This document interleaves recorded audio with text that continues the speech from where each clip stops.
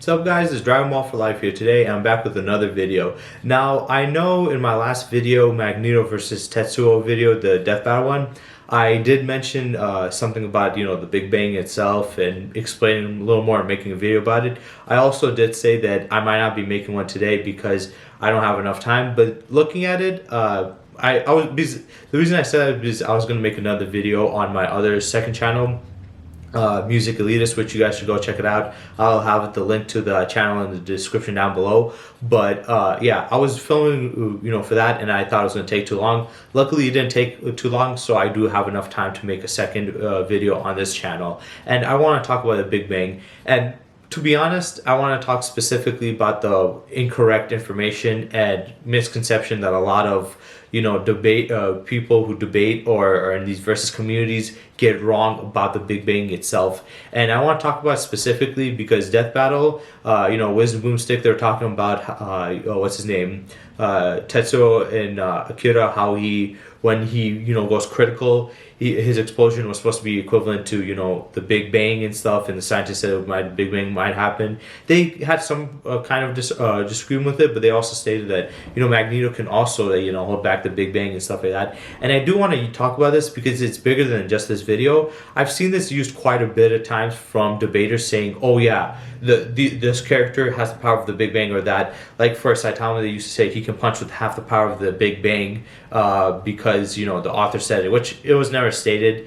They made that up, but that's an argument people made. Or for I think Gurren Lagann, there was the anti-spiral who did an attack which was supposed to be the power of the Big Bang. So they're saying, oh, he has universal level power. And I think people need to understand truly what the Big Bang is before they make statements like that, because those statements are incorrect. There's a lot of incorrect scientific information we get from fiction, like in comic books and movies and TV shows, video games. And a lot of times, not only is it incorrect information on there, it's incorrect information from the people's part too.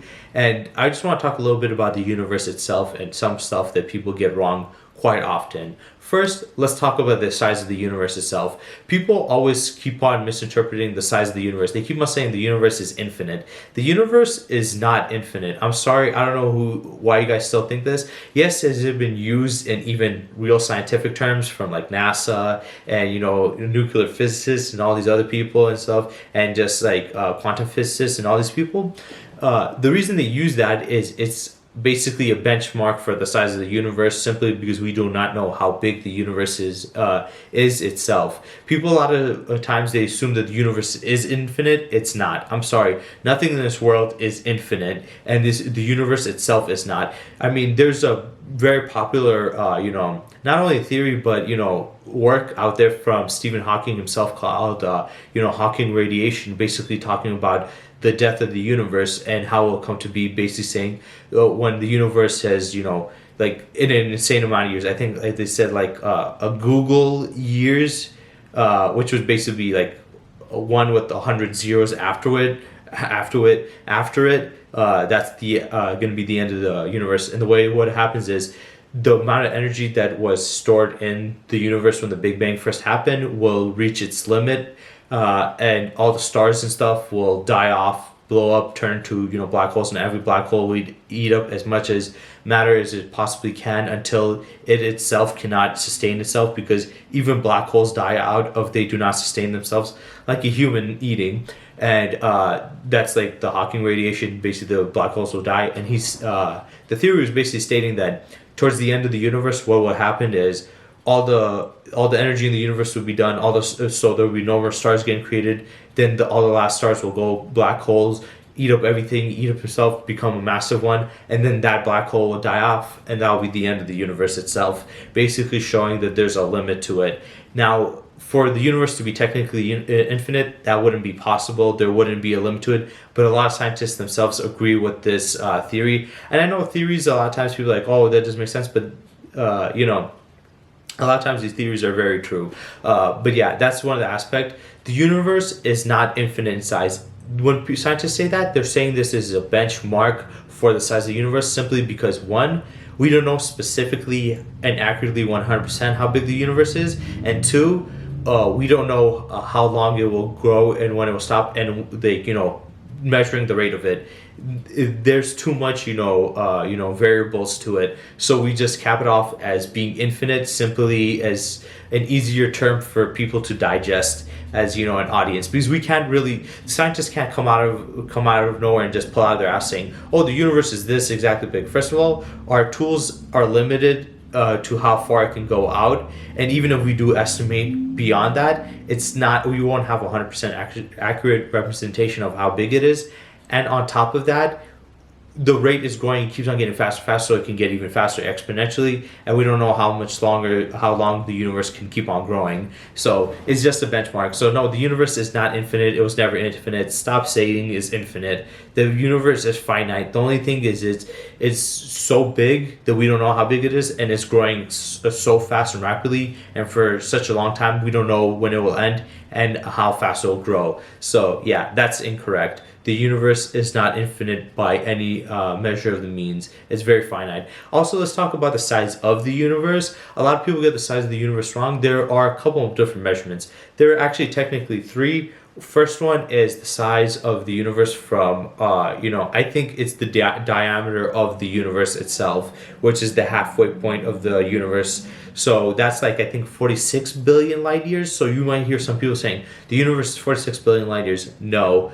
The diameter of the universe is 6 billion, and the circumference of the universe, the whole observable universe itself, is like, I think, 93.6 billion light years. I can be wrong. It could be a little bit off here and there, but who cares? It's like around 93 billion light years across, but that's the observable universe. A lot of people try to say that's how big our universe is. That's how big our universe is, measured wise and stuff. So yeah, it is 93 billion light years is just the observable universe that we see. Beyond that, scientists have calculated what the possible size of the universe is, and it is, like I said, so hard to grasp on, because the universe is expanding to such an alarming rate that it expands even faster than light itself. So yeah, the universe is constantly growing bigger and bigger. But from what they found out, it was the universe was estimated to be 250 times bigger than the observable universe, which would be fair, makes sense. I don't think that's crazy. But the problem with this is some people that I've seen put up on the internet of how big the universe is, when they have that quote, but then when they put the actual size of the universe, they put a couple of trillion, or a couple of 100 billions, and it's not correct.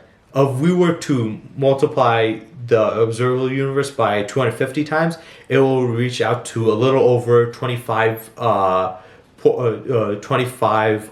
trillion light years. So basically what this means is our observable universe is like 93 billion light years, and scientists have estimated that the actual size of the universe, beyond what our technology can detect or range, it's 250 times out, which would be over 25 trillion light years, which is far more massive than what people think it is. And this is important because, I mean, like, the DC and the Marvel universe are stated to be 100 trillion light years, saying that it's far bigger than our universe.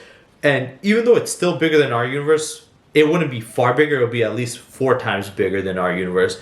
And a lot of times comic books say there's way bigger because they're using the observable universe, which is 93 billion. But our universe is bigger than that. It's just our observable universe would be that small, much smaller. So the biggest estimate would be at least 4 times smaller than the DC universe, which would be ridiculously big. And this does matter because people talk about Dragon Ball, and the Dragon Ball universe is basically based off of our universe, unlike DC and Marvel, which are their own, so they can make it bigger and stuff. And people say, well, that would make their universe far bigger. But then again, they're going by our universe, so that would mean that the Dragon Ball universe, or observable universe, will be 93 billion light years, but the universe itself as a whole, besides the observable, would be 250 times bigger, so it would be 25 trillion light years. So still smaller than Marvel and DC's universe, but only by a quarter, which in that case wouldn't be that much smaller, which would change the level of power.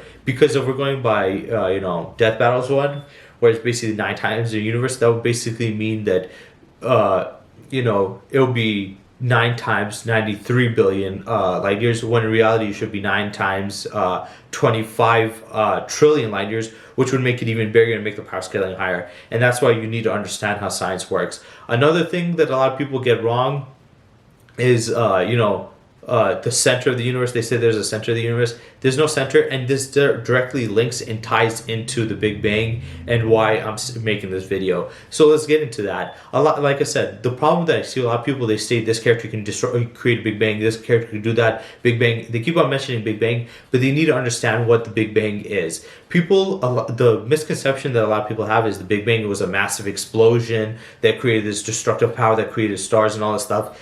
That is not true. The Big Bang itself, what it was basically, and I'll explain it as much as possible. The Big Bang was basically, it was a very condensed and highly powerful amount of energy, half the size of an atom, from what scientists have speculated and stated, that it was half the size of the universe, half the size of an atom itself, and all this energy compacted in such a small confined space couldn't contain it anymore until it exploded, and that not exploded, until it couldn't handle it anymore, and then it just released it, and that release just expanded out. Now the problem that a lot of people assume with the term Big Bang, they assume a giant explosion.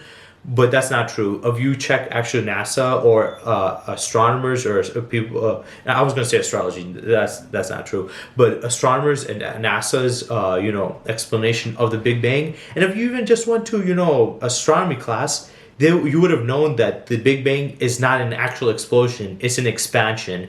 And I'll get into why that's the case. But yeah. The Big Bang is not insinuating that it was a massive explosion that created the universe. It was insinuating that it was a massive expansion. So the universe wasn't created through a destructive or kinetic force of explosive power, as you assume. It was more of gravitational pressure with high amounts of heat. So the heat was, it was hotter than any core of a star. Possibly even hotter than a quasar. It was probably most likely hotter than a quasar. But yeah, it was what the Big Bang is basically is a high amount of gravitational pressure and a high amount of heat that would be higher than a quasar. It would not be a destructive power that is like a supernova or or just an explosion in general. So the Big Bang was not an explosion, it was an expansion. And you will see this in any text where they explain it. The reason why it cannot be an explosion, the chemical compounds that is required to create explosion, like the matter that was required to make it, was not formed in the early stages of the universe. The universe, the heavier, more denser elements that are required for an explosion were created well after the Big Bang happened. And if you know anything about science and understand this, you would know that when the Big Bang first happened, small light elements were first formed, and then they collided and created more heavier, more dense elements that were you see like iron and stuff like that. So they got to the more heavier stages, and the little bit more heavier stages is where explosions would come in, and that's where stars came and stuff. So no, the universe, the Big Bang was not an explosion, it was an expansion. It did not have the matter to cause an explosion. And the reason why I say there's no center of the universe is specifically for that reason, because for an explosion to happen, there has to be an epicenter. The epicenter is basically the explosive range and radius where it starts off from. So the more it expands out, the more less destructive it becomes, and you get out to the shockwave area, which is the lowest level of destructive power you can get from an explosion. But an explosion will always need an epicenter. So no matter what it is, if it's a bomb or if it's a star, it's going to be a circle, and that circle is going to expound out, but there's also going to be a center point. And the universe itself does not have a center point. And the reason why it does not have a center point, and we know that it doesn't, is due to redshift radiation. Basically, the redshift was how we found out that the universe was expanding beyond the speed of light. So basically what was happening was scientists were finding out planets in like solar systems that were, getting harder and harder to see, and they couldn't capture the light from the telescopic lenses, and they were finding out that the universe, everything in the universe was moving away from each other at a speed that was faster than light itself can reflect back to our eyes, or to bigger, more powerful telescopes. The telescopes were able to see that was happening, and for everything to be moving at the same at opposite ends away from each other, it cannot have a center. So basically what I'm saying is, when an explosion happens, it all goes around equally. The explosion sends off the energy equally, whereas in this case, all the galaxies were being pulled off in different directions that wouldn't make sense. They would have to expand like this, but they're going all over the place wherever they are. They're just moving everywhere away from each other, which showcases there's no center to the universe itself. For an explosion to happen, there has to be a center where it explodes off from. For this, it's going different directions. And I'll give you a little bit of an explanation or an analogy that will kind of make sense to you guys. But yeah, so it was going in different directions, and for there to be specifically explosion, it needs a center. And from looking at that, there is no center of the universe. You're not going to find no center, because everything is moving away from each other equally. When the Big Bang happened, everything started expanding differently in different outcomes. If you see a map of the actual universe itself, it's more of an oval egg shape, but you can also see bumps on it, and these bumps are the different parts of space being bent from it moving, whether it's galaxies or stars or whatever. They're moving and bending, so it's more blobby and it moves around and shifts. It's not like it's not like a spherical object that just goes out evenly. It's going off in different directions. So they show no center. They found no center, and like I said, explosion needs a center. So there's no way in hell that the Big Bang can be an explosion. And now let me go to the explanation, because like I said, an explosion, you can see a bomb detonating, you see how it goes with the shockwave and stuff, we've seen it all the time. But when the expansion, it's like a balloon. When you blow into a balloon, it does seem to go out equally, but the air that's going inside the balloon is going in all direction, pushing at the balloon itself. It's not going equally, so it's spreading out differently. So that's the same thing with the galaxies. They're going out equally, like they're getting blown into it, whereas an explosion, they would just go like this. So yeah. Also, for argument of sake, let's say this character, let's say that the universe had destructive power, because it, like I said, the Big Bang is still very powerful due to the fact that it has a high gravitational amount of pressure that was never ever seen. That's like ridiculous and never ever seen before again, and it had an extreme amount of heat. So those are the most dangerous things about the Big Bang, is the gravitational pressure and the heat. But it was not dangerous because of an explosion. It does not have that power. Let's say, for argument of sake, that let's say the universe was an explosion and it does have the destructive power like stars and stuff, but it's like a universe-destroying one. Would it still be able to destroy our universe or be universal level? No. Why do I say that? Well, look at how long it took the Big Bang to go from to have the size of an atom to the size it is now. Obviously, it's insanely big, but it still took 13.8 billion years for it to be this large, didn't it? So that basically means that the amount of power that it needs for the explosion would still take quite a bit of time to reach that level of power, that size. So if it was even an explosion, it would not be universal at first. It would take some time for it to reach that level, because, like I said, if it was universal, if it was an explosion, like I said, also on top of it, but if it was universal, then it would instantly turn to this size, instead of taking 13.8 billion years, which is an insane amount of time for it, to keep on expanding. So yeah, it's not, even if they did, we considered an explosion, they had it, they wouldn't be considered universe busters either, or a universal level attack either. Let's be honest.